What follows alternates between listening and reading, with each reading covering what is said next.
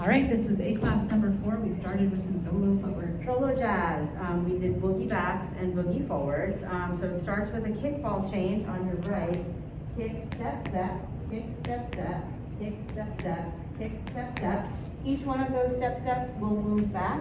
Kick, step, step, kick, step, step, kick, step, step, kick, step, step. We added a clap on every kick.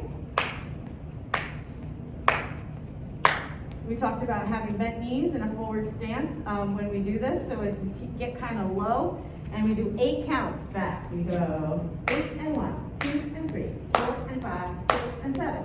Then we do 8 counts of boogie forward, which is just a fancy walk. 8, 1, 2, 3, 4, 5, 6, 7.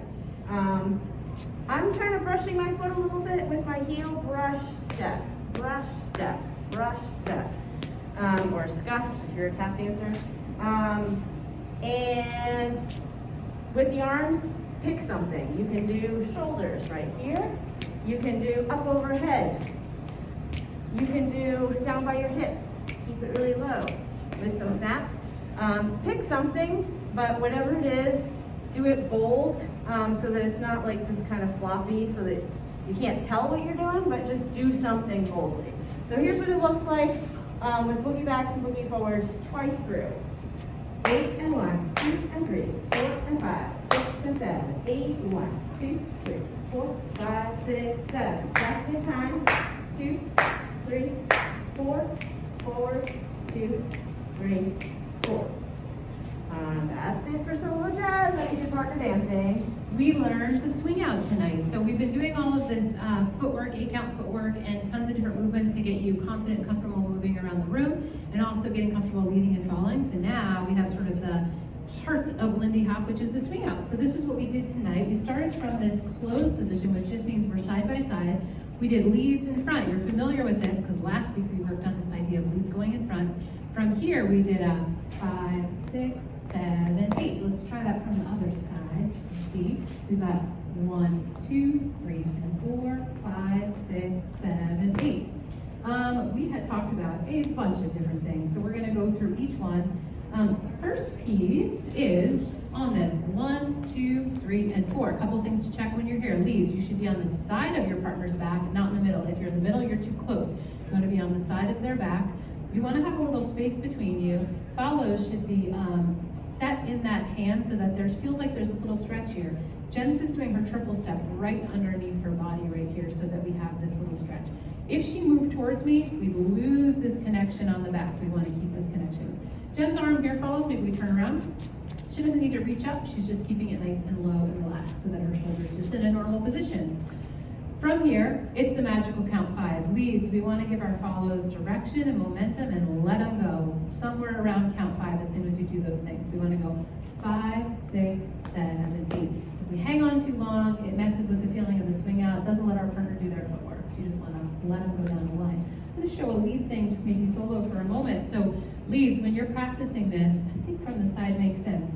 1, 2, 3, and 4. I want you to step down the line on count 5 where you want your partner to go. 5, 6, and wrap it up. So I'm gonna even like sort of dance around this sort of green square right here. So I'm gonna go a little off it, back on it, a little off it, and back on it. So it's like you're moving back and down the line, send your partner, and then coming on back. So you're kind of staying in this region, coming a little off of the square I'm standing on, but that's kind of the idea of how you want to move.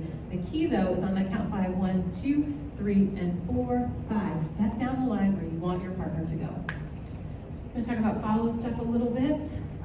Follows, you are paying attention to the hand that's on your back, number 1.